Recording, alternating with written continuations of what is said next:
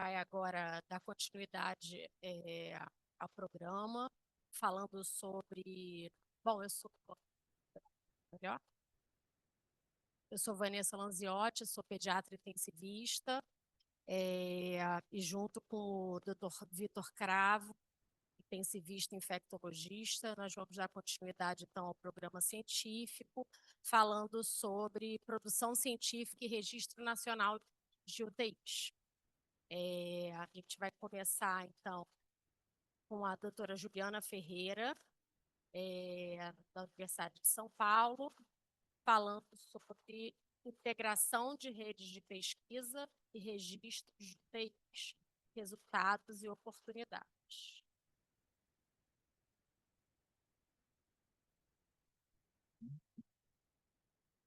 Valeu.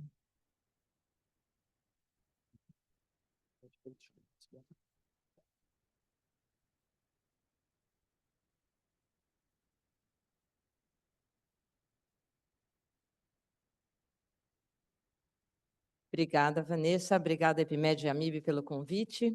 Vou falar a respeito de redes de pesquisa, registros e a integração entre essas duas coisas. Esses são meus conflitos de interesse, nada relevante em relação a essa palestra.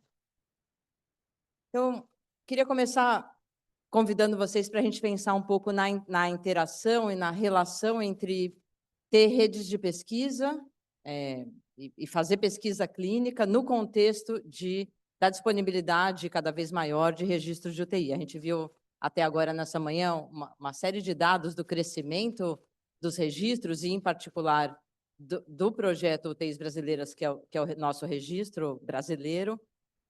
Mas queria convidar vocês para a gente pensar, e a gente já viu também um pouco, né, na integração entre pesquisa e a presença desses registros.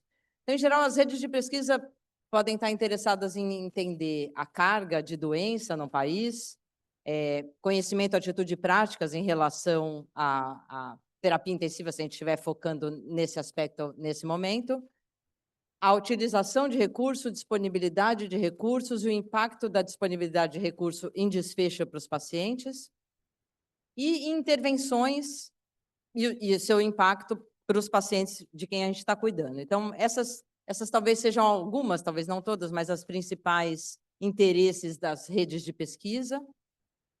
E eu queria mostrar para vocês que isso tem uma grande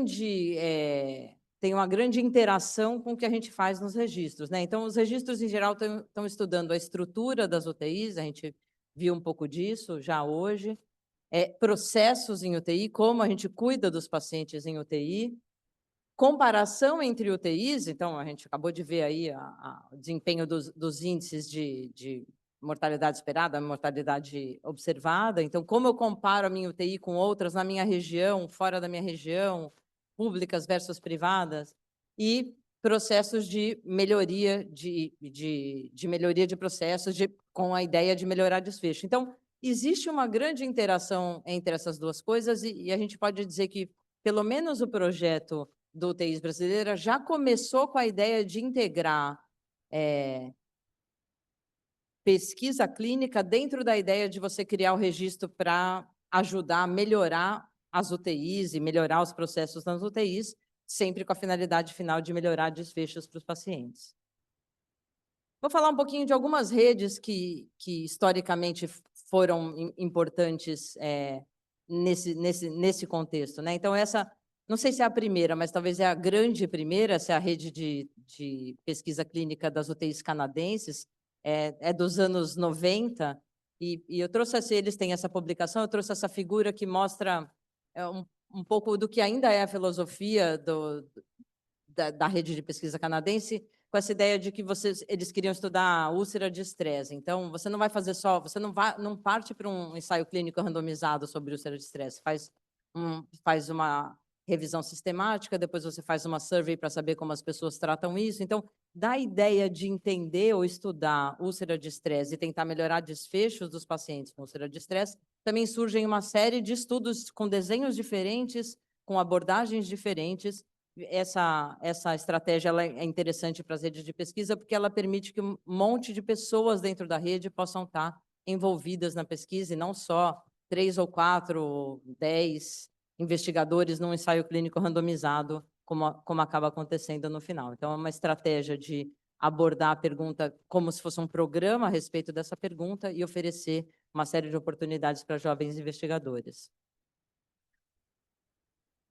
A rede que a ANSICS criou, e a ANSICS é uma sociedade de terapia intensiva, né, Austrália e Nova Zelândia, mas ela tem dentro dela tanto um grupo de pesquisa clínica quanto um registro, e talvez eles, pelo menos para mim, é a situação em que eu vejo isso mais imbricado e mais correlacionado. E é uma rede impressionante pelo tamanho, né, e pelo volume, como eles se organizaram também desde os anos 90, mais de 150 mil pacientes randomizados, mais de 300 milhões de dólares em financiamento para conseguir fazer esse monte de pesquisa, mais de 300 artigos, mais de 30 no New England, mais de 1.000 membros na rede. Então, também essa ideia de que a rede de pesquisa e o registro de UTIs, eles não são exatamente a mesma coisa, mas eles interagem muito bem. Tem redes de pesquisa como a Provent, que são especificamente de ventilação mecânica, por exemplo. Eu achei interessante trazer também, essa é uma publicação da Provnet na Critical Care Science, mostrando que as redes foram ficando globais. Então, enquanto os canadenses estão só no Canadá e a ANSICS está só ali na Oceania, tem outras redes crescendo e se tornando globais. Não poderia nunca deixar de falar da rede de pesquisa em terapia intensiva do Brasil, que é a BRICNet.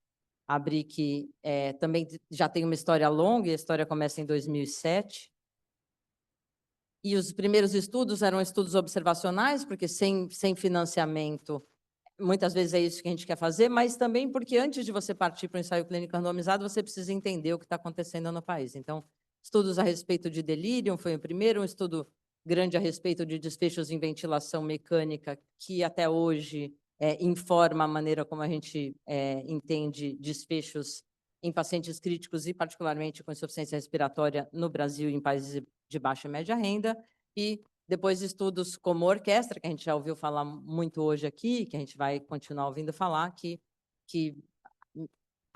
misturam a ideia de olhar, observar como as coisas acontecem na UTI, mas estudar especificamente processos e tendências nesses processos.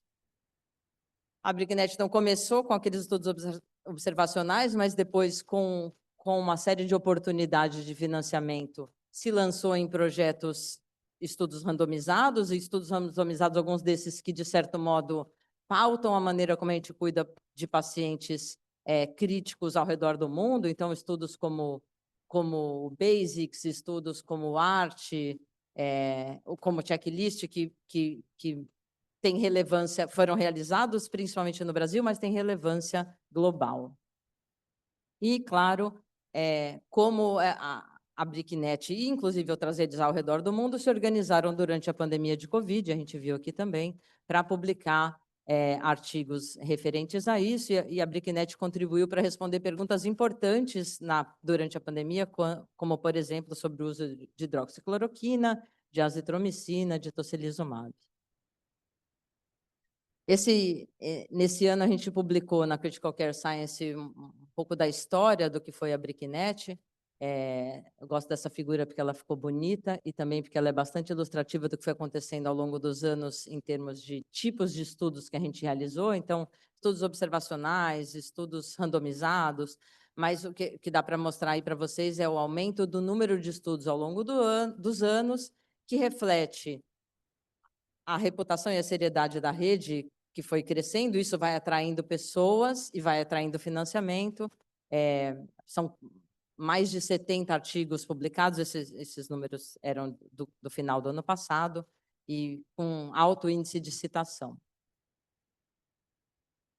A gente também falou bastante hoje aqui, então agora eu falei das redes, queria falar dos registros, e aí juntar as duas coisas, sobre pesquisa baseada em registros. Eu acho que talvez não tenha nenhum exemplo mais interessante para mostrar, de fato, do que o projeto UTIs Brasileiras para isso. Então, o projeto foi criado para permitir comparação entre as UTIs, para gerar indicadores e para projetos de melhora de qualidade.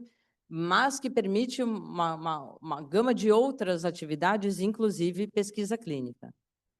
Vocês já viram, o Edelon já mostrou exatamente esse gráfico, só que ele mostrou um colorido mais bonito que o meu, mas mostrando o crescimento do número de UTIs avaliados dentro do projeto UTIs brasileira, do projeto EPIMED.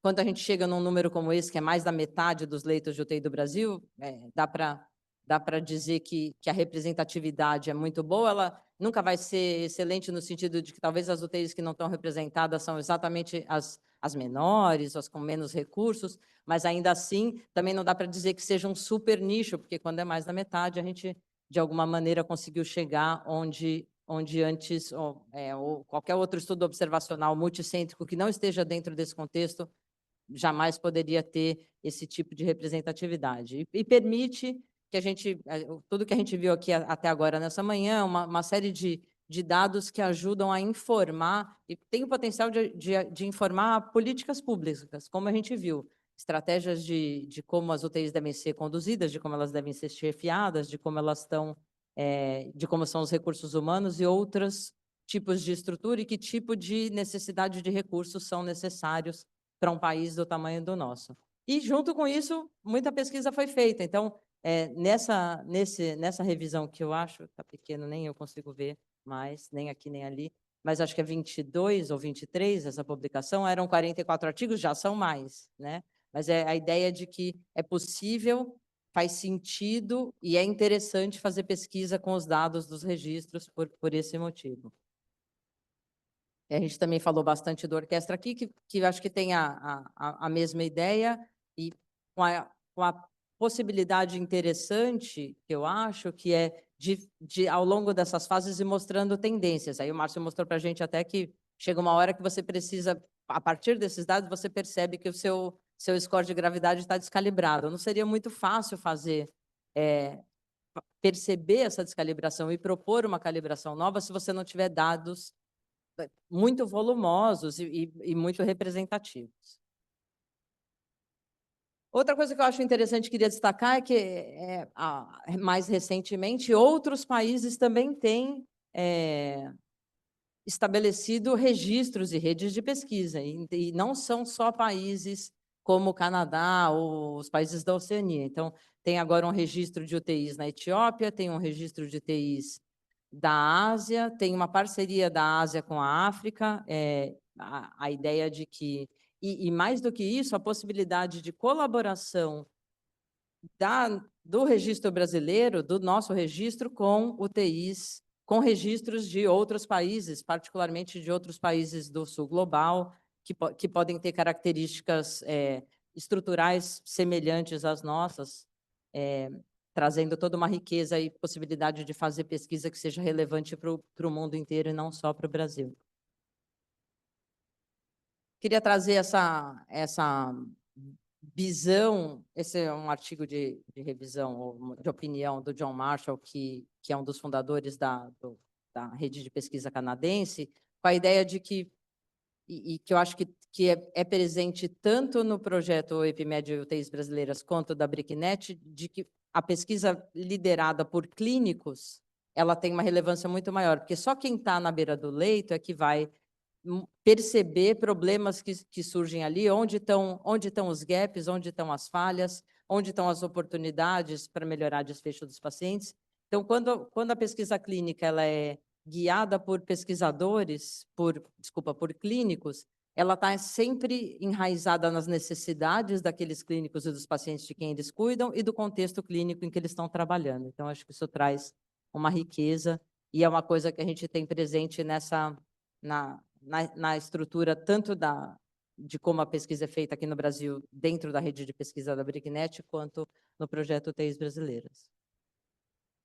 E só lembrando, a gente falou aqui, também já foi falado, de como ter um registro como esse deixa a gente numa situação mais preparada. Então, ter dados de várias UTIs já disponíveis e já sendo coletados dentro do projeto UTIs brasileiras permitiu, por exemplo, que durante a pandemia de Covid, se percebesse tendências de mortalidade, tendência de mudança de quem eram as faixas etárias mais atingidas, e isso também o Ederlon já mostrou aqui hoje de manhã, mudanças em quem são os pacientes que estão ocupando as UTIs e de taxa de utilização de recursos. Então, ter uma rede como essa, ter uma estrutura como essa montada, coloca o Brasil e os intensivistas, a AMIB, todos nós aqui, numa situação de vantagem no sentido de estar preparado para quando coisas ruins acontecerem,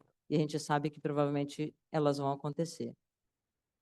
Então, pensando, a gente mostrei o que aconteceu no Brasil e um paralelo internacional foi como a pesquisa colaborativa aconteceu durante a Covid de maneira mais global, por exemplo, com o projeto do ISARI, que também porque já existia uma ficha de coleta de dados pronta, uma série de desfechos importantes já definidos e uma estrutura simples para coleta de dados e um banco de dados, qualquer pessoa em qualquer UTI podia falar, eu quero participar, começar a preencher e mandar os dados para uma central, permitiu que a gente tivesse dados de mais de 200 mil pacientes internados com Covid, de mais de 40 países, e isso isso informa a política pública ali naquele momento e mostra o que está acontecendo. Então, estar preparado para isso é fundamental, e durante a pandemia de Covid a gente viu que quem tinha uma rede como essa, então o Brasil tinha uma rede como essa, e o ISARI que tinha uma rede global como essa, isso foi importante, e a gente aprendeu que a gente precisa fortalecer ainda mais e estruturar ainda mais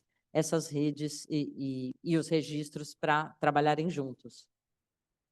Queria terminar falando do que eu acho que são as oportunidades que a gente tem aqui. Acho que as oportunidades dessa interação entre redes de pesquisa e registros de UTI são várias.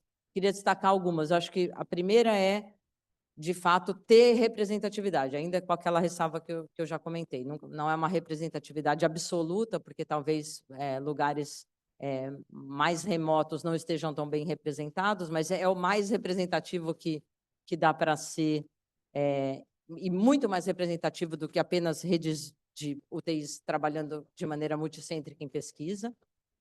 Traz a possibilidade de você ter uma diversidade de questões importantes, diversas UTIs podem ter diferentes demandas, diferentes necessidades de melhoria que podem ser atendidas por registros amplos como esse, e também trazendo a oportunidade para várias pessoas trabalharem em pesquisa, porque dado não falta e perguntas de pesquisa relevantes e importantes também não vão faltar. Tem uma grande oportunidade para mentoria e geração e capacitação de pessoal, porque também as pessoas envolvidas em pesquisa, isso tem um monte de dados, mostra que isso melhora a satisfação no trabalho e melhora o desempenho das UTIs, então a possibilidade de treinar pessoas nesse contexto é enorme. Ela aumenta a competitividade dos estudos. Hoje em dia, ninguém consegue, por maior que seja a sua UTI, você pode estar num hospital gigante, você não vai publicar um artigo de um centro único.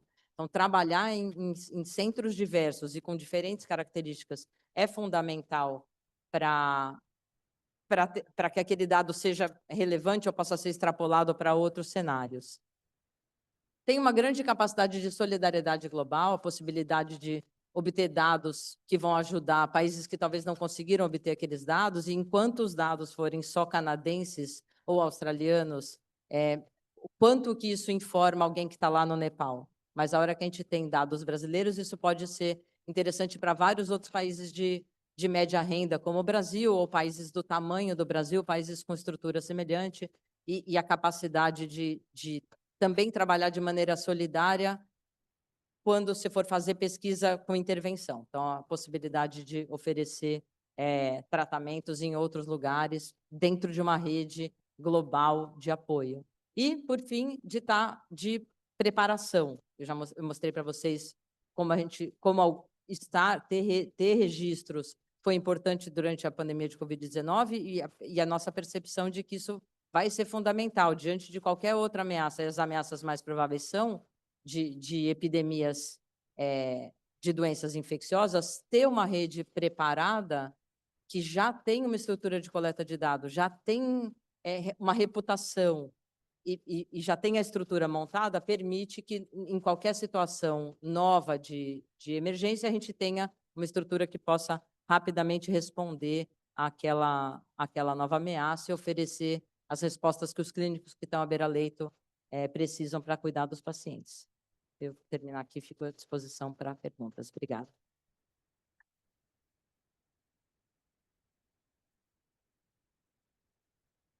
Bom, convidamos agora o Dr. Nassar para falar agora sobre desafios para a pesquisa e publicação no Brasil em 2025. Dr. Paulo Nassar, médico intensivista, pesquisador e docente de pós-graduação do ACECAMAR, do Câncer Center, pesquisador do Hospital Israelita Albert Einstein e do Instituto Isor de Pesquisa. Obrigado.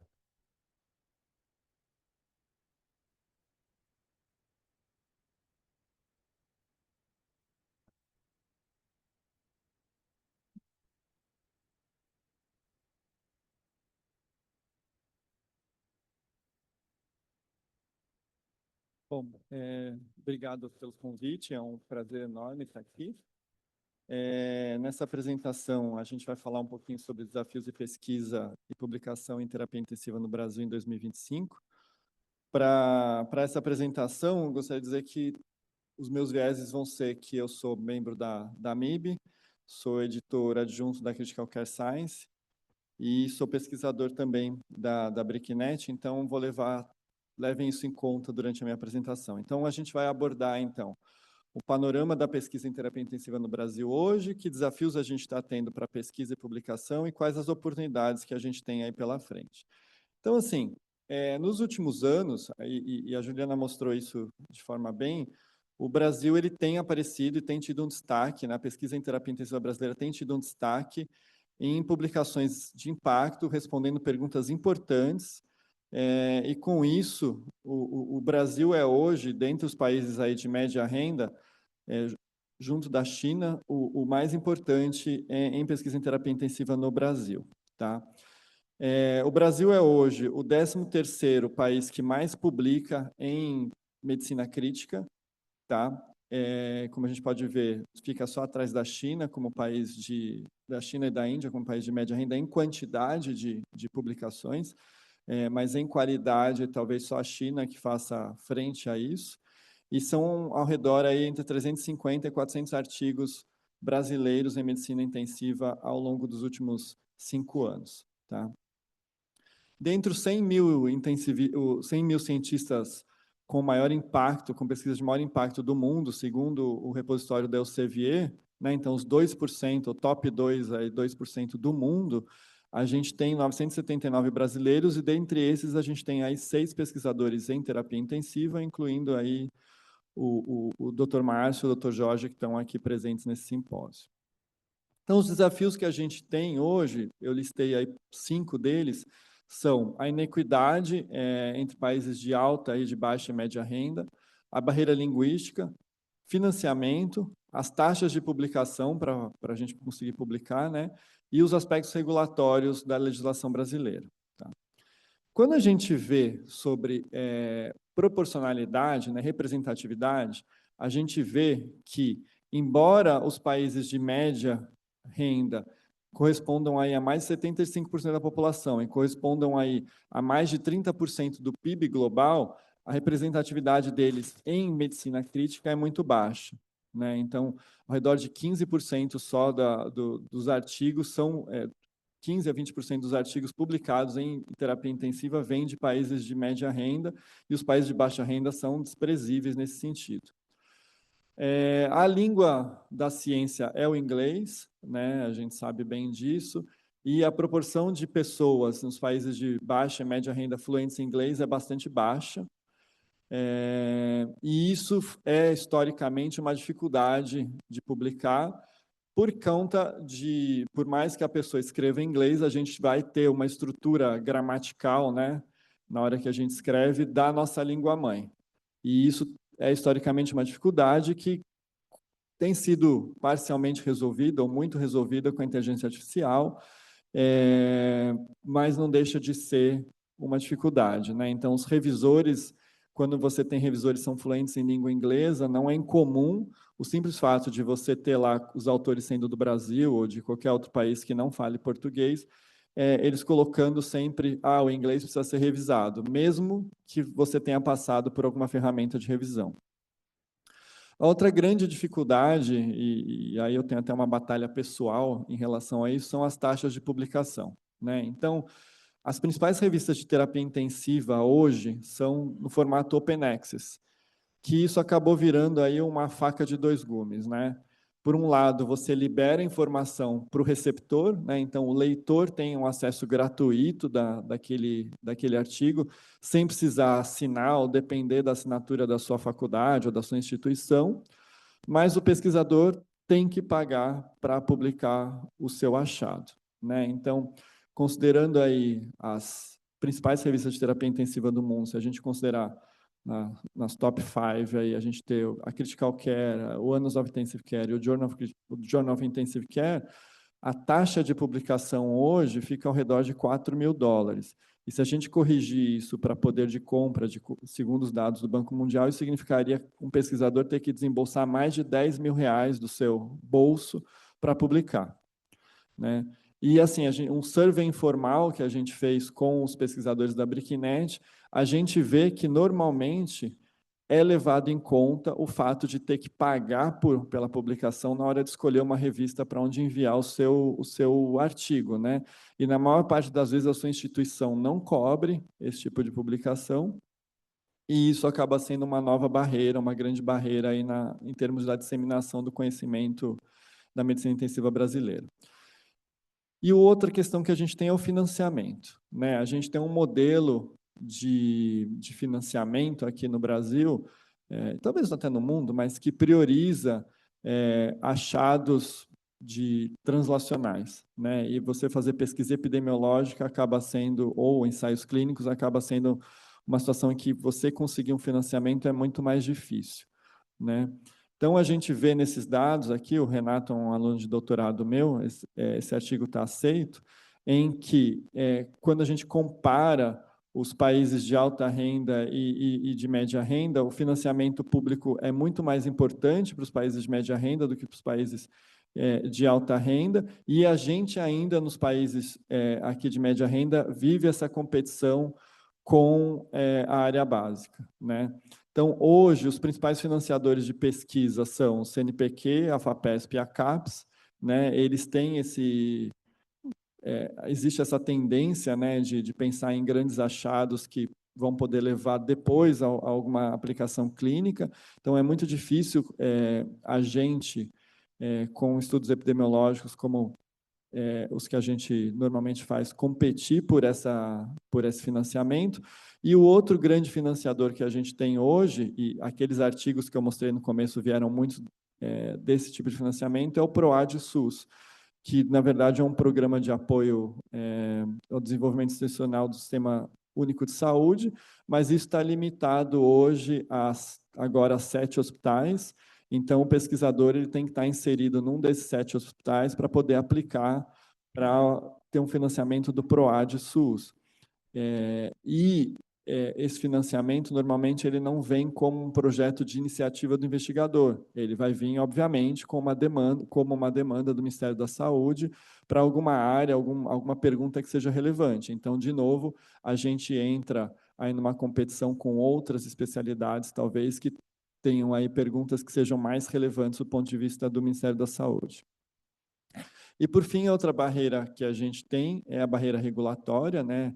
Muito da nossa pesquisa ela está aí embarcada na Resolução 466 e depois agora na Resolução 738.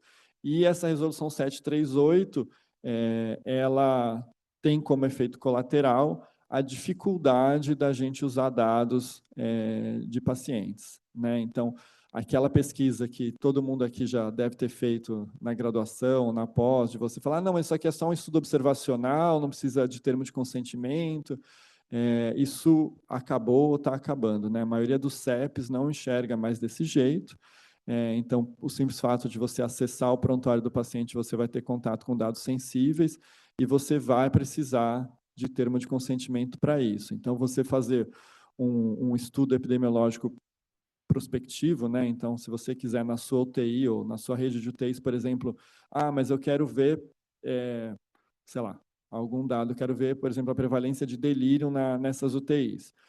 Se você vai acessar o prontuário, você vai precisar de termo de consentimento para isso, pelo menos essa tem sido a visão da maioria dos CEPs. E isso realmente dificulta, tende a dificultar uma pesquisa do tipo epidemiológico. E aí a importância da gente estar discutindo tudo isso é porque a gente precisa realmente, o Brasil, né, e os países de média renda precisam realmente ocupar o espaço que lhe seja de direito, né, ou que reflita a importância deles hoje no panorama mundial, né, porque na verdade assim eles representam a maior parte da população global, mas produz menos ciência. Os desfechos são diferentes, como a gente já viu aqui nas apresentações anteriores, né? Então, a gente tem uma desigualdade no acesso à terapia intensiva, a gente tem menos sistemas de saúde com recursos, na verdade, assim, os achados de estudos de países de alta renda nem sempre vão ser aplicáveis aos países de média e baixa renda. Né? A gente tem dificuldades, como a que a gente falou aqui, né? Então, menos recurso para financiamento, menos acesso a dados de paciente, isso ficando ainda mais difícil, menos treinamento e as dificuldades socioculturais que a gente tem. E a gente tem que ir atrás, então, de outras oportunidades de financiamento, como a Ju colocou, a gente criar mais capacidade aí, tem investimento em infraestrutura, e políticas editoriais que realmente foquem nesse gap do conhecimento de terapia intensiva entre países de alta e baixa e média renda. Então, para isso, a gente tem hoje os periódicos do tipo Diamond Access, como por exemplo, a Critical Care Science, e nisso a gente só tem que agradecer realmente o papel que a MIB tem tido na criação e no desenvolvimento e no crescimento dessa revista. E também queria agradecer aqui ao papel que o Jorge tem tido nessa gestão, em como a revista tem penetrado em outros ambientes, e agradecer também, obviamente, aos editores anteriores, né, porque isso é um caminho aí que já vem de muitos anos, mas você ter uma revista que seja realmente de acesso aberto, tanto para o pesquisador, que não precisa pagar para publicar, quanto para o consumidor, né, para o leitor, que não precisa pagar para ler, é cada vez mais importante e, ao mesmo tempo, é cada vez mais uma raridade, né? O Jorge e eu, a gente estava comentando hoje de manhã sobre uma revista de uma outra sociedade que era nesse formato e agora, recentemente, já passou a cobrar pela publicação. Então, a gente focar em revistas desse tipo talvez seja um dos caminhos para a gente conseguir ter relevância e facilitar a publicação dos países de média e baixa renda. E a outra questão que a gente está debatido aqui amanhã toda são os dados dos registros, né? Então, você ter o registro, né, o dado já está lá, é um dado anonimizado, então aquela informação sensível, né, aquele dado sensível do paciente não deixa de ser um problema, né? E dentro do registro a gente consegue responder a perguntas importantes. Todo mundo que me antecedeu aqui mostrou publicações importantíssimas que usaram dados aí tanto do TEIs brasileiras, quanto do Orquestra, quanto de outros registros, e o fato de poder usar esses registros faz com que a gente consiga superar essas barreiras regulatórias.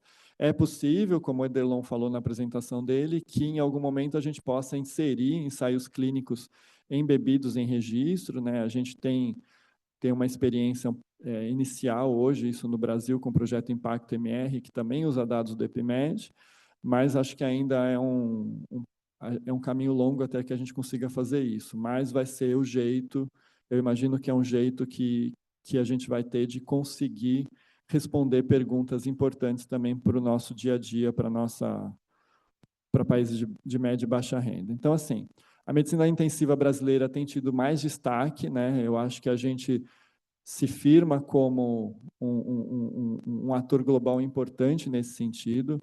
A gente precisa superar vieses, questões financeiras, que hoje são os maiores desafios.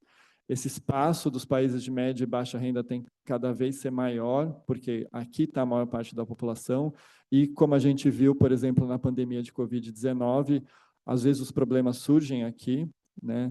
Os pesquisadores devem buscar fontes alternativas de financiamento e agências internacionais devem olhar para a gente com melhores olhos. Na hora da gente publicar, na hora da gente entregar os nossos resultados, a gente deve priorizar periódicos de acesso realmente aberto e o uso dos registros pode acelerar aí, a resposta a importantes perguntas de pesquisa que a gente tem em terapia intensiva. Era isso que eu tinha para falar. Muito obrigado.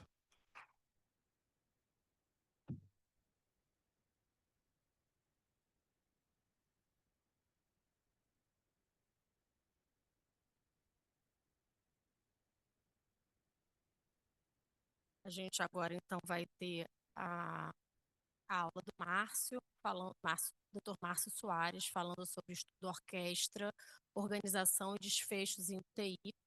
Dr. Márcio é pesquisador do Departamento de Ciência, diretor de pesquisa e desenvolvimento do EpiMed Solutions.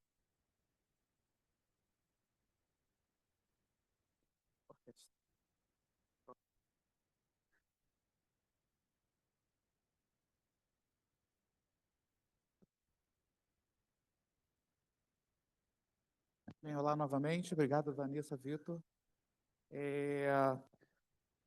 O estudo orquestra, né, foi mencionado aqui várias vezes anteriormente, em várias apresentações, e também a gente está tendo um filhote, né, que é a orquestra pediátrica, que a gente está trabalhando para acontecer também.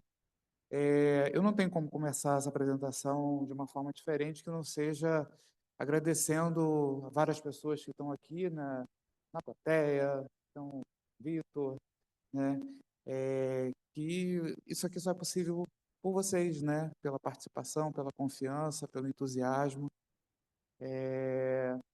Um estudo que também está fazendo 10 anos.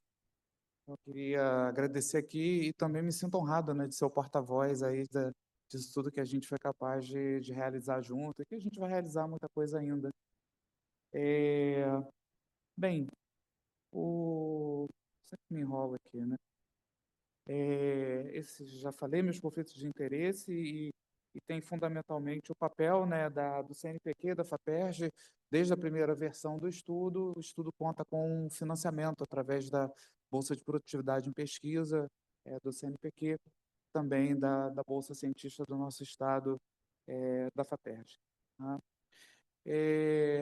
A decisão, assim, né, a ideia, né, de realizar o estudo orquestra é que é muito conhecido, né, quem trabalha, principalmente quem trabalha com gestão e o trabalho que a gente foi fazendo dentro da própria EpiMed, em contato com as pessoas, é que fundamentalmente a forma com que as UTIs são organizadas e que elas têm os processos de cuidado interferem com os desfechos de pacientes e afeta a qualidade, né, da assistência prestada.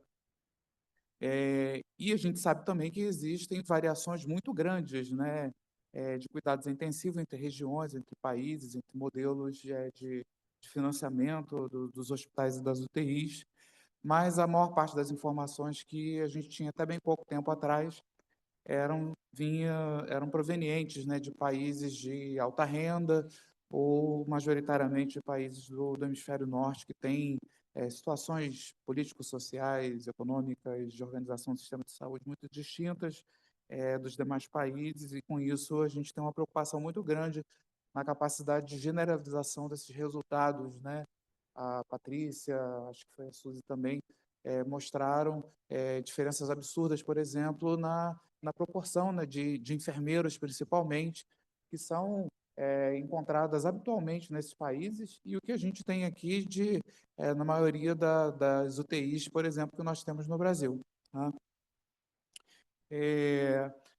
E aí, a ideia do estudo orquestra também foi, desde o princípio, entender que, se a gente quisesse fazer alguma coisa que nos fornecesse as respostas adequadas e que também pudesse ter achados robustos, né, e representativos, que isso só poderia ser feito através de um esforço coletivo, né, de uma iniciativa em que várias pessoas pudessem abarcar, que esse resultado ele só seria possível, né, se nós produzíssemos dessa forma.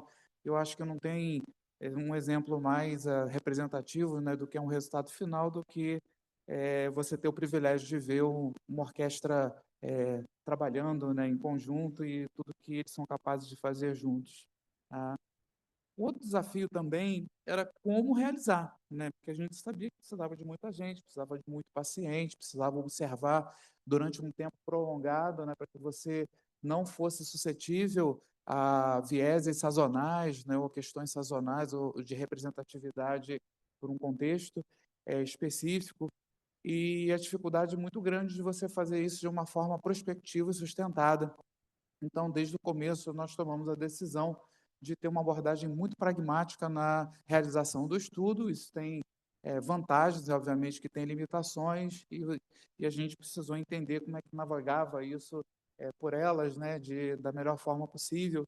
Então, o estudo ele sempre teve esse desenho, né, de ser uma coorte hospitalar retrospectiva de pacientes críticos, ter esse modelo pragmático de inclusão de centros. O grande desafio era obter dados de pacientes, e a ideia foi, a gente tem uma base que é do sistema orquestra, do sistema EpiMed, que está em uso em diferentes hospitais, tem uma representatividade de públicos e privados, e aí nós tomamos uma decisão pragmática, que foi de convidar, né, os coordenadores e as UTIs que utilizavam o sistema, porque a barreira da coleta de dados dos pacientes já estava vencida, né, uma vez que os dados são coletados de todos os pacientes de uma forma prospectiva, em uma base de dados padronizada, estruturada, e que era feito habitualmente por profissionais treinados, e que a gente entendia que havia uma certa preocupação na qualidade do dado, mesmo entendendo que quando a gente lida com dado secundário, sempre existe algum potencial daquela informação não ser necessariamente o mais abrangente possível, né, do que a gente tem num estudo prospectivo que tem uma finalidade específica. Uma outra coisa também que envolvia, né, a questão de governança dos dados é que essa análise ela sempre foi feita, né, de uma forma centralizada, né, até por demandas que haviam, seja por questões regulatórias, né, que foram reforçadas com com a LGPD, e também por questões de serem requeridas, né, pelas instituições participantes. E uma coisa que a gente sempre teve também foi um modelo inclusivo de autoria, né? A gente sempre teve o máximo de autores permitidos pelas revistas e pelas publicações, de forma que todas as pessoas que contribuíram com o estudo pudessem estar representadas ali na autoria e não somente citadas nos anexos, no material suplementar dos estudos. A primeira fase contou com 78 UTIs, 51 hospitais, cerca de 60 mil pacientes que foram internados em 2013. Depois nós tivemos a segunda fase, já aumentamos o número de UTIs para 93, 55 hospitais e 130 mil internações em 14 e 15. Na fase 3, de 16 a 18, 128 UTIs, passamos então a contar com a participação de hospitais do Uruguai, né?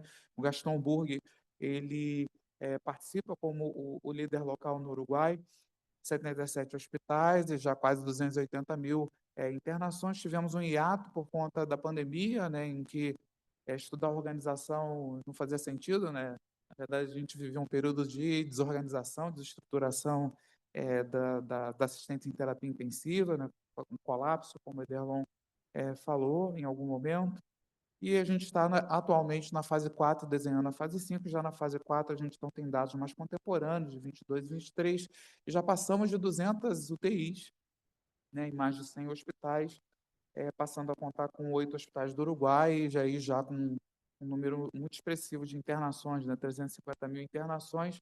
E ao longo do tempo, eu acho que eu errei essa contagem aqui, mas nós já temos aí para mais de 20 publicações de artigos, e também artigos com uma relevância muito grande, né, publicadas eu acho que a gente teve assim a sabedoria, né, de fazer as perguntas entendendo a limitação e potencialidade dos dados, de fazer as perguntas certas, que elas fossem entendidas como representativas e uma representatividade mais global, onde diversos fatores ligados à organização, à avaliação de populações específicas, validações e algumas delas pela primeira vez, né, como foi o caso do Performance Status, da sua aplicabilidade em terapia intensiva, de comprovar ou refutar alguns achados um pouco que não estavam muito bem claros, e também de desenhos e de modelagens e de formas de abordagem de relação causal entre variáveis e desfechos ao longo desse tempo, tá? E a gente aprendeu muita coisa, a minha ideia aqui é passar pelos achados que eu considerei mais importantes, então tem o viés que eu considerei, tá? Primeira observação mais importante, ela é logo do primeiro estudo, né? É um estudo publicado em 2015 na Intensive Care Medicine, onde a gente observou que protocolos para a prevenção, né, de eventos adversos, de aderência a melhores práticas, eles se associam com menor mortalidade e eles são muito mais eficazes, né, quando são gerenciados por mais de um profissional, né? Então, médicos, enfermeiros e fisioterapeutas. Isso ficou bem demonstrado aqui nesse estudo. E também, ainda no aspecto organizacional, a gente focou muito na questão do staffing, né? Eu acho que as apresentações da Patrícia, da Suzy, do Ederlon e de outras aí, ficou muito claro a questão de você reforçar, né, de você ter dados nacionais que possam ser utilizados para sustentar, né, orientações de modificações de legislações, de políticas de saúde pública e dimensionamento de staffing de UTI.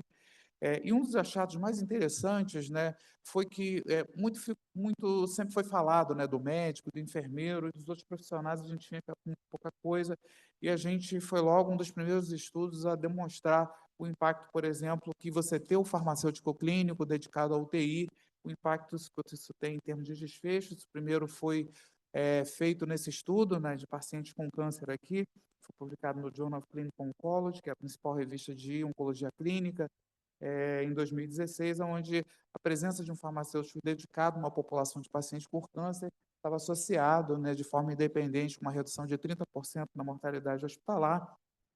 E o fato mais interessante, né, se a gente pensar que o farmacêutico ele atua, né, em conciliação de medicações, né, de prevenção de interações medicamentosas, de ajuste de dosagens, que na medida em que a gravidade do paciente ela aumentava, que esse efeito de benefício em termos de redução da mortalidade ele se tornava muito mais evidente, tá? Esse aqui é um outro estudo publicado no início desse ano, né, um aluno nosso de mestrado, o Emanuel,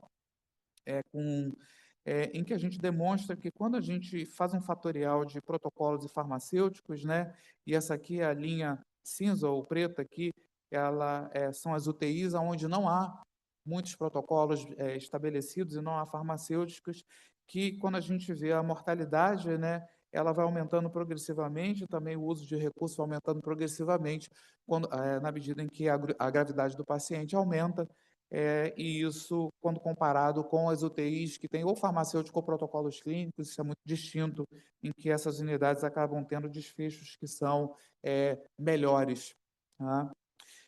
Posteriormente, esse estudo já foi mostrado, né, um estudo de 2019, Fernando Zampieri, que está no Canadá hoje, ele foi o investigador principal, onde a gente utilizou técnicas de clusterização com machine learning, e é o estudo da fase 2 da orquestra, onde a gente trabalhou com variáveis relacionadas ao padrão de staffing, quantitativos e qualitativos, e nós identificamos 3 características relacionadas aos padrões de staffing que se destacaram, né, nessa análise de clusterização, que foi a presença do intensivista 24/7, a presença de farmacêuticos dedicados e também o grau de autonomia que os enfermeiros tinham de realizar ações à beira-leito que estavam já descritas em protocolos ou de rotinas das UTIs, sem a necessidade de uma consulta prévia aos intensivistas. E nós identificamos 3 clusters definidos, né, bem definidos. Esse aqui em vermelho, o que tinha menor autonomia, não tinha enfermeiro, não tinha farmacêutico e não tinha intensivista, um cluster intermediário com nível de autonomia maior e com a presença do farmacêutico, e o cluster em azul, onde a gente tinha a presença do intensivista 24/7, mais o enfermeiro, e o maior nível de autonomia. E os achados desse estudo são muito marcantes, né?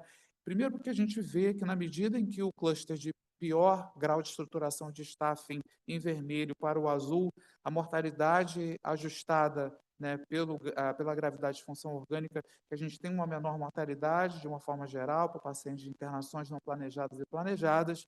Esse é um gráfico muito interessante, que a gente vai começar a ver cada vez mais nos estudos, né, que a gente vê que o grupo em vermelho ele acumula não sobreviventes ao longo do tempo, enquanto que o grupo em azul ele acumula sobreviventes de uma forma desproporcional ao longo do tempo, e que ao longo do tempo também o grupo em vermelho aqui, né, o grupo que tem o pior padrão de staffing, a mortalidade observada ela está sempre acima da mortalidade predita, enquanto que nesse grupo aqui a mortalidade observada ela está sempre abaixo da mortalidade predita ao longo do tempo do estudo.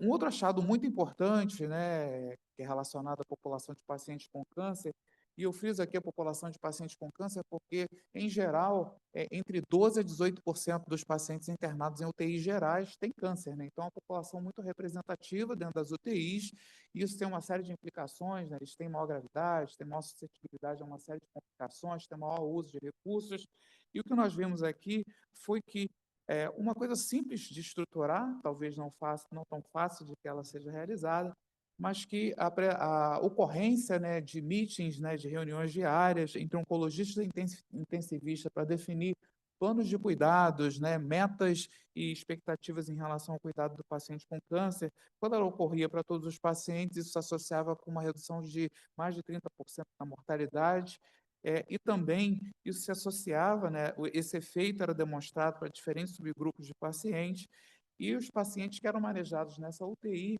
eles tinham, essa UTI tinha uma probabilidade quase 5 vezes maior de ser uma UTI eficiente, né, de estar no quadrante de maior eficiência aqui na matriz de eficiência, contra aquelas que não, onde isso não era realizado. Tá? Eu termino de novo agradecendo não só aos pesquisadores, mas também às diversas parcerias aí que nós construímos aí ao longo dos anos, né? Agradecer a BRICNET, né? Que é muito legal ver o alcance, né? Quando a gente podia imaginar que um encontro foi fortuito, né? Num bar em Copacabana, pudesse virar uma coisa tão representativa aqui no Brasil, né? A Ju hoje é a pessoa que está à frente aí da BRIC, né? E vários de vocês aqui que fazem parte. Agradecer as parcerias com a Universidade de Michigan, né, o Jack Washington, com a PUC, né, o grupo da Departamento de Engenharia de Produção, o Gaston, o Hospital Maciel, as unidades do Uruguai, e o PMC, né, o Derek e o Jeremy, o pessoal do ICNARC também, o Otávio quando estava lá, e também a Kate Roa e o David Harrison, o pessoal do NICE, né, o David Dongmans e a turma lá também da área de análise de dados, e o fomento do CNPq, da FAPERJ, né, e muitos outros. Meu sincero obrigado, por favor, participem, divulguem, e que na próxima fase a gente consiga ter um número maior de UTIs, de pacientes, para a gente ter resultados ainda mais robustos aí para as questões que a gente tem no dia a dia. Tá? Muito obrigado.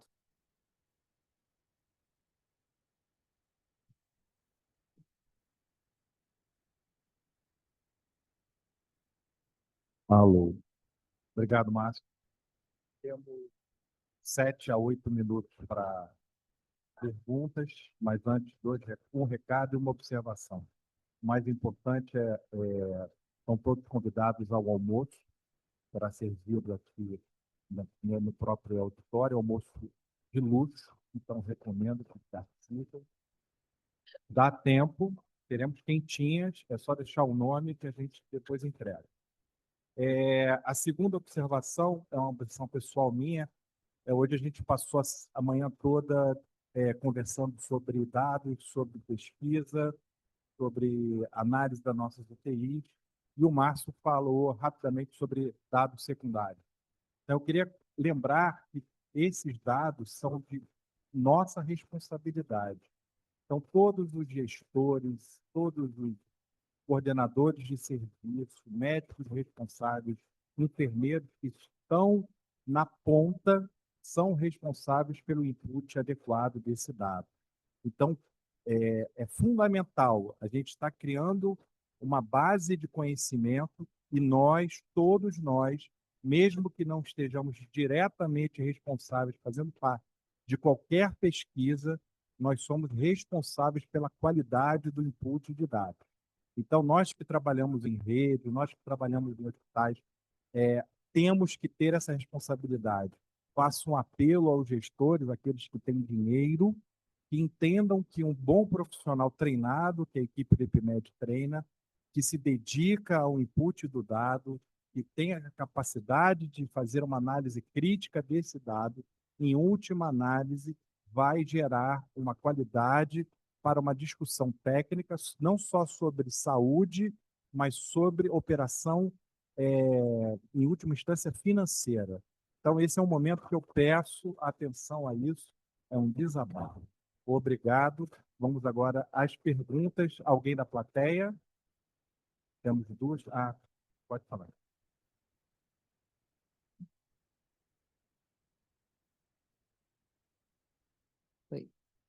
Minha pergunta é para o Paulo.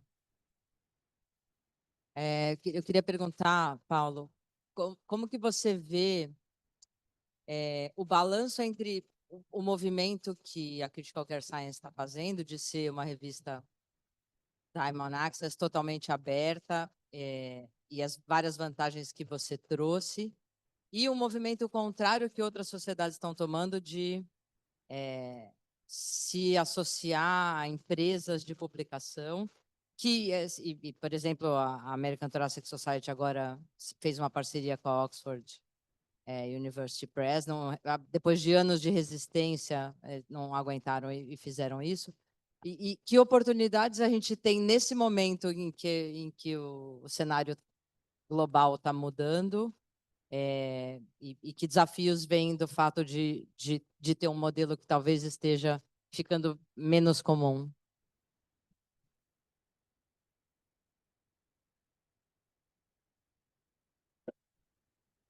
Ai, assim, é o dinheiro, né? A questão é o dinheiro, assim. Hoje a gente tem o benefício, assim, todo o empenho da AMIB em financiar a revista, né? A revista ela só é nesse modelo por conta dessa visão da AMIB, pela qual eu e todos os outros demais aqui acho que somos muito agradecidos. A partir do momento em que, se você quer que isso deixe de ser um ônus para o financiador, né? A sociedade quer que o seu recurso vá ser investido em outra coisa, a sociedade de especialidade, né?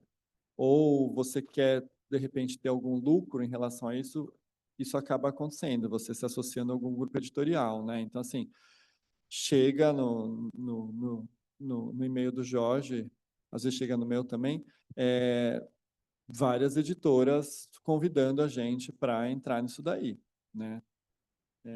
Eu acho que a questão é saber até quando vai ser possível resistir, se vai ser possível resistir durante assim, isso vai ter que ser um valor da AMIB, que é a financiadora da revista, enquanto isso for um valor, isso vai continuar. Tinha mais outra pergunta ou era só isso? Se que vantagens tem do ponto de vista científico, eu estava pensando também. Então, o fato de a revista estar num modelo que é diferente e aberto, que oportunidades você vê nesse sentido?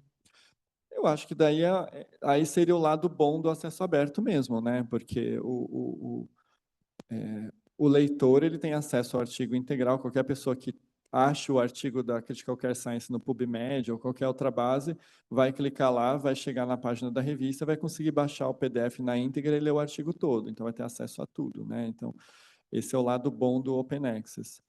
Então, esse acesso existe. E aí, o lado bom que a gente tem hoje é o lado do pesquisador, que pode ter o artigo publicado lá sem custo nenhum.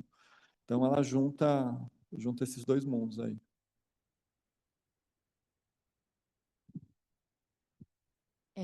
Eu queria só fazer um comentário antes de colocar aqui as duas perguntas, uma pediátrica e outra geral, ainda falando sobre o All Open Access da Critical Care Science, né, a importância da democratização da informação, sobretudo quando a gente quer aumentar dados do sul global, como você falou. né? Então, a ampliação da possibilidade de registro de dados em UTIs de low medium income countries, né, assim como a publicação desses dados é muito importante, né? E a gente viu o potencial que tem, né? O Márcio mostrou o crescimento do número de UTIs, né, no registro nacional e a quantidade significativa de aumento de publicação também, o que é muito importante. Então, a gente vem, desde que o Jorge assumiu como editor-chefe da Critical Care Science, investindo aí na divulgação da Critical Care Science, né? Eu estou junto com o Felipe Amado, que está aqui como editora de mídia social e editora da seção de pediatria, e a gente vem batendo nessa tecla e ficamos muito felizes de ter aumentado exponencialmente a submissão de artigos pediátricos, porque a pediatria é o primo pobre da terapia intensiva, né? Menos pacientes, menos mortalidade, maior necessidade de número e menos investimento e financiamento também, né? Então, vou aproveitar esse gancho para fazer a pergunta da doutora Daniela Souza, que é intensivista pediátrica em São Paulo, presidente do Instituto Latino-Americano de Sepsi, e, junto comigo, editora da Critical Care Science na seção de pediatria e neonatologia. Como criar cultura e colaboração para fazer tantas pesquisas em UTIs de adultos no Brasil? Pergunto, pois há um oceano entre a pesquisa em UTIs de adulto e pediátricas. Em UTIs pediátricas não há esse espírito de pesquisa colaborativa. Vou só fazer um adendo e gostaria que os 3 palestrantes respondessem. A gente vem aí engatinhando, né, nos últimos anos, até pré-pandemia, o Arnaldo Prata capitaneou aí a BR Picnet, que vem tentando fazer colaboração. Existem algumas redes colaborativas em outros países e no sul global, como, por exemplo, a LARED, que é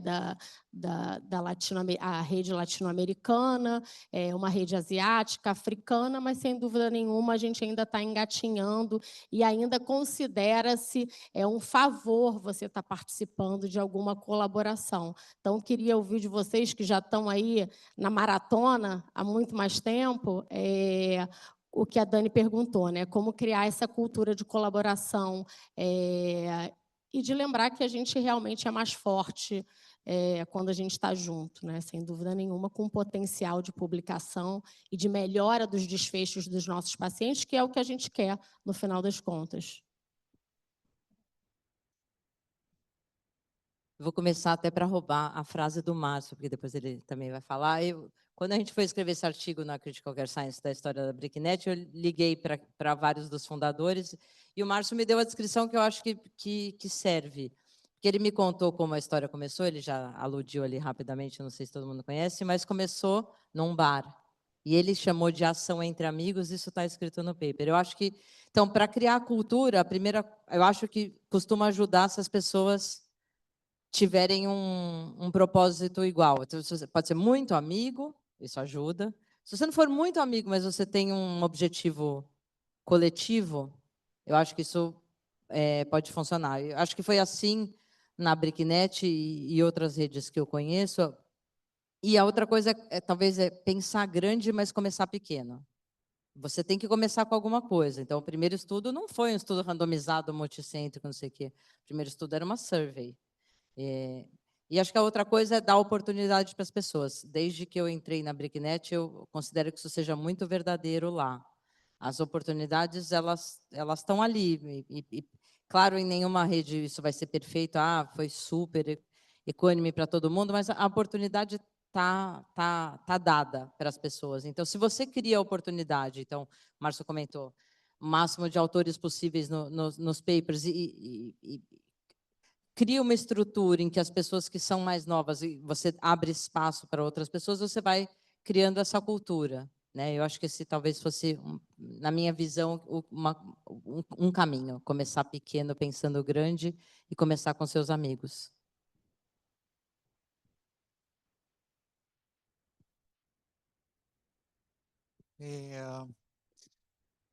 lá em 2007, né, a gente tinha um cenário aqui no Brasil que a gente procurando entender, né? Eu falei, pô, cara, o Brasil tem um potencial enorme, a gente vê muito pouca coisa e tal.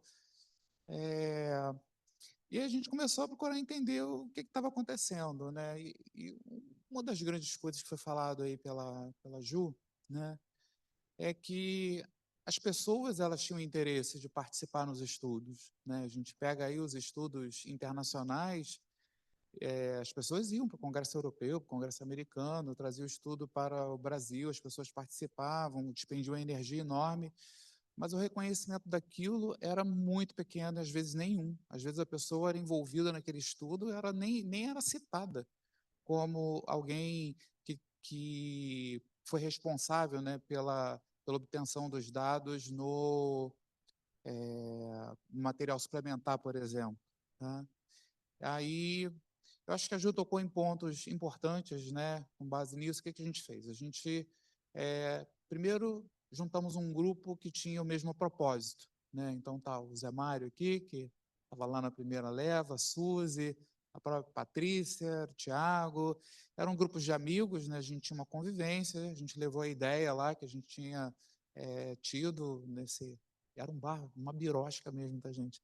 Em frente à sede da Sotierge, ali na Santa Clara, e a gente levou essa ideia, que estava escrito no guardanapo, e eles tiveram, o Jorge que criou o nome, né, a gente trabalhou no nome junto lá no INCA e tal, e a gente já tinha um estudo multicêntrico de câncer em andamento, e, e esse é o segundo ponto, né, tem que começar de alguma forma e tem que ser uma coisa factível, né, porque é muito frustrante que a pessoa entre e você tenha mais alguma coisa que não vai ter o resultado assim esperado, né? Então, a outra coisa é as pessoas movidas por um propósito de fazer alguma coisa, também elas querem ver sentido naquilo que elas estão fazendo, né? Então, não adianta você, sei lá, vou fazer um estudo para responder uma pergunta que todo mundo já respondeu e que não vai levar a lugar nenhum. Isso não faz sentido.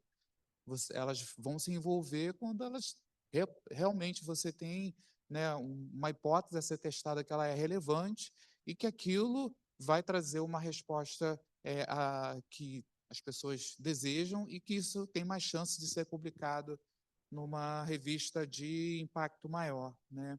A outra coisa é que isso seja feito de uma forma inclusiva. Aí tem diversas formas de você ter isso inclusivo. Tem que ter minimamente uma estrutura. Você não pode estar num centro que não está preparado, que não tenha para trabalhar com um estudo multicêntrico para coordenar o estudo. Não vai dar certo, tá? Porque você depende de um CEP atuante, você depende, né, dá trabalho fazer estudo multicêntrico, né? Você tem que ter um assistente de pesquisa para poder fazer o contato, interlocução com os centros. Você, como pesquisador principal, tem que ter um modelo de feedback constante do que é que está acontecendo e do que está sendo planejado para quem está participando do estudo, para que não fique aquela ponta de fio solto, né? E o final disso é o compromisso que você assume de que você vai fazer o maior esforço possível para que as pessoas que participaram ali ela tenham um reconhecimento que todo mundo deseja, né? Pô, eu queria ser autor de um paper e tal. Tão bom, né, Ulisses? Você e as pessoas ficam mais motivadas, isso gera um ciclo virtuoso, né? Na próxima fase você tem mais, na outra fase você tem mais, depois você tem mais, foi o que a gente mostrou ali, e eu tenho certeza que na próxima fase a gente vai conseguir ter mais pessoas envolvidas, tá? Porque quem participa vira um evangelizador, né, para a participação daquele estudo. E a outra coisa além disso que eu falei, é você entender qual é o recurso que você dispõe, né? Nem sempre você está numa estrutura do PROAD, que tem acesso a um financiamento maior, acesso a muitas coisas proporcionadas por ter uma capacidade de fomento maior. Mas isso não é a realidade da maior parte dos centros e dos estudos. Então, você tem que ver como que você se adequa em estudos, né? Eu brinco lá no IDOR que a gente faz pesquisa de mendigo, né? Porque você não vai ter fomento do CNPq para isso, não vai ter fomento da FAPERJ, como já foi demonstrado aqui anteriormente. Eu acho que esses aí acabam sendo os principais elementos, né? É muito bom também quando você trabalha com pessoas que você confia, que você tem prazer de conviver, né? Que vira uma coisa assim, motivante para todo mundo, motivadora para todo mundo. E eu tenho certeza que, por exemplo, na pediatria, vocês é um grupo bastante unido, né? Pode estar disperso, mas acho que até a capacidade de união dos pediatras talvez seja maior do que você tem dentro dos médicos que cuidam de pacientes adultos. Tá? Eu tenho certeza que vai dar certo, né? Pelo menos eu vou fazer o máximo possível para ajudar nesse processo. Como intensivista pediátrica, né, e ex-aluna de doutorado do Jorge, do Márcio e do Arnaldo também, né, a gente, sem dúvida nenhuma, tem os pesquisadores da terapia intensiva de adulto como exemplos, né? Então, e a gente vai pegando, né, Fernanda, ali o rabinho ali, então a gente já fez o SPRED-PED, né, que foi baseado no SPRED de adulto, que foi um estudo epidemiológico de sepsis, que foi coordenado pela Daniela Souza, que fez essa pergunta e do qual eu tive a honra de participar, e a gente está agora escrevendo o SPRED-PED Latam e Península Ibérica, e a Fernanda Lima vai estar aí coordenando o Orquestra PED. Então, a gente tenta ter vocês como exemplo. Acho que essa pergunta foi muito importante e ouvir essa experiência é fundamental.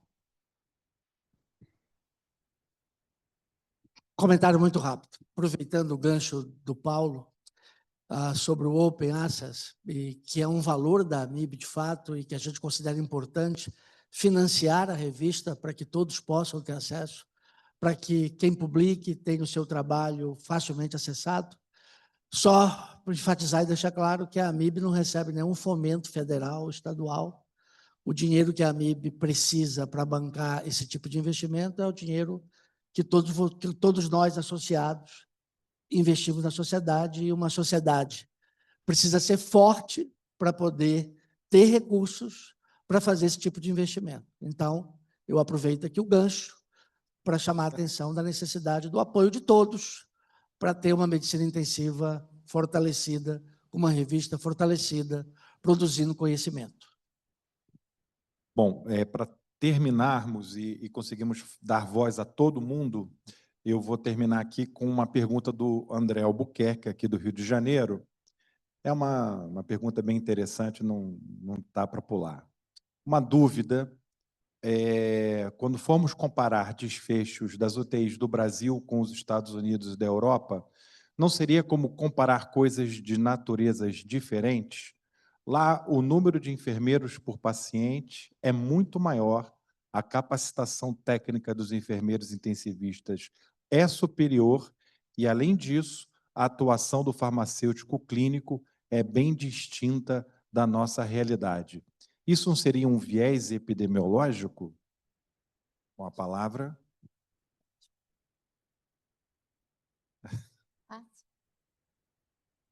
É para aumentar o apetite.